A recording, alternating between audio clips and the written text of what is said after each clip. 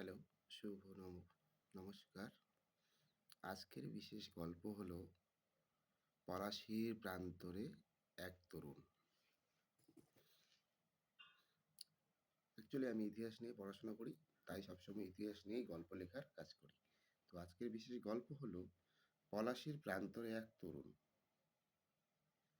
বলেছে 1857 সাল। সবাইকে মনে রাখতে হবে পলাশীর যুদ্ধটা কত সালে হয়েছিল? 1857 সাল।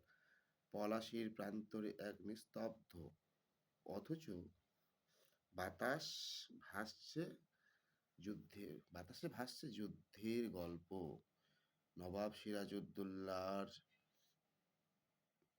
শিবিরে দাঁড়িয়ে আছে এক তরুণ সৈনিক, যার নাম হচ্ছে আমির।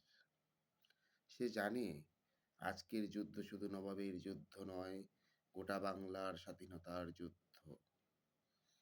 আমির দেখেছে নবাব সাহস নিয়ে সৈন্যদের অনুপ্রাণিত করছেন, কিন্তু শিবিরের মধ্যেই যে লুকিয়ে আছে ভূত। সেই ভূতের বিশ্বাসঘাতকতায় এই সৈন্যরা আর কখনোই অস্ত্র তুলবে না। সেই বিশ্বাসঘাতকতার নাম জানেন আপনারা? মির্জাফর। যুদ্ধ শুরু হতেই ইংরেজদের কামান গর্জে উঠল এবং আমিরও সেখানে বুক চিতিয়ে লড়াই করল। কিন্তু চারিদিকে বিভ্রান্তি উঠল। কিছু সৈন্য যুদ্ধ না করে দাঁড়িয়েই রইল। তাই অল্প সময়ের মধ্যে যুদ্ধ পরাজয়ের অনিবার্য হয়ে উঠল।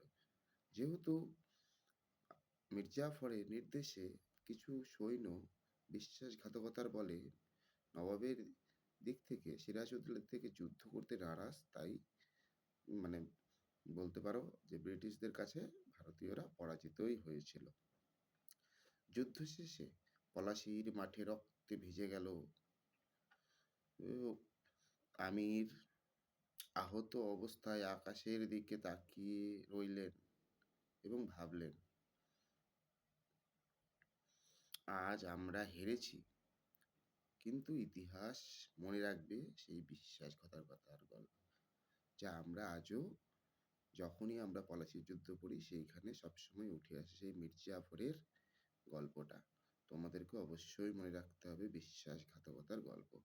পলাশীর যুদ্ধে শুরু হলো ইংরেজ শাসনের দীর্ঘ অধ্যায়, আর ইতিহাসে সাক্ষী রইলাম। একটি যুদ্ধ শুধু অস্ত্রে নয়, বিশ্বাসেও হয়। তাই সবসময় মনে রাখবে, বিশ্বাসে অনেক কিছু মিলিয়ে দেয়। নমস্কার, আমি পরিমল রায়।